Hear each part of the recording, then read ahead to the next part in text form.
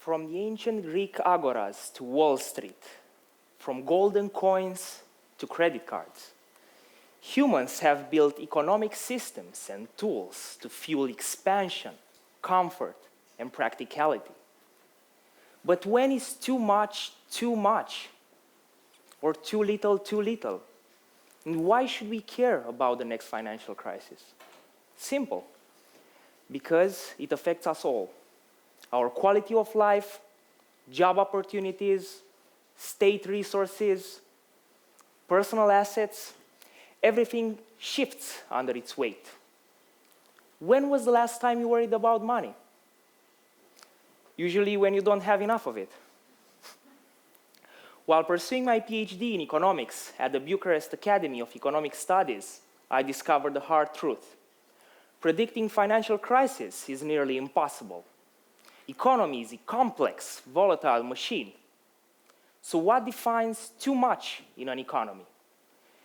Too much money printed without real backing? Too many products flooding the market? Too much time wasted analyzing instead of acting? When excess builds, cracks form. A financial crisis is just that, a fracture in the fragile shield we rely on. In capitalism, a person's worth often feels dictated by what they own. Access and status are measured in numbers, possessions, bank balances, assets. But what about kindness?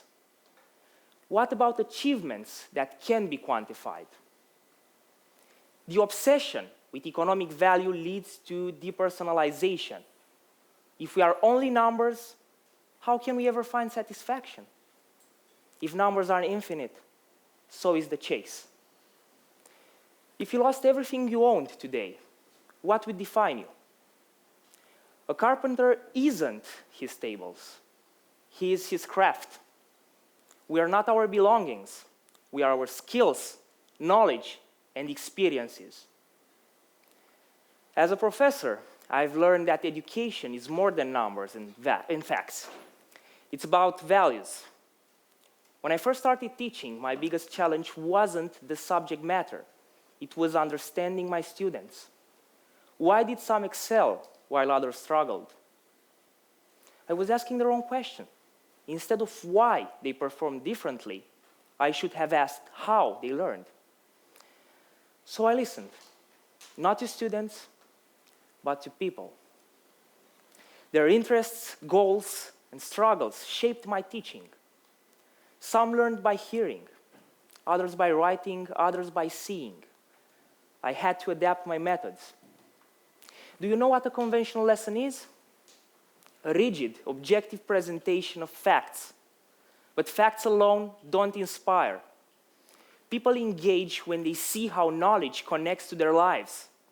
When learning lacks relevance, interest fades, just like in the economy. I remember a student at the Entrepreneurial Forum of University of Bucharest asking me, Professor Stan, why does it matter how market acted in the past? Because history repeats itself, and so do market crashes. And trust me, the signs are here. JP Morgan research estimates a 35% probability of a US and global recession by the end of 2024. A study of 42 countries from 1950 to 2016 found that when credit growth and asset prices surge, the risk of a crisis within the 3 years period rises to 45%. Economic forecasts predict a 42% chance of a US recession next quarter. A crisis will come. The only question is when and how it will affect you. Parents may struggle with tuition. Relocation might become necessary to cut costs. With less consumer spending, small and mid-sized businesses will collapse overnight. If the economy crumbles, states may fail to sustain their administrations, leading to chaos. But one thing never loses value: real skills. In times of crisis, those who thrive are the ones with tangible, indispensable abilities. Money should be a tool for growth, not just accumulation. When I published my first book, I reinvested every cent into my MBA, not for wealth, but for knowledge. The best investment? Yourself. It's the only one with a guaranteed return rate. Our responsibility is to recognize the signs and act before it's too late.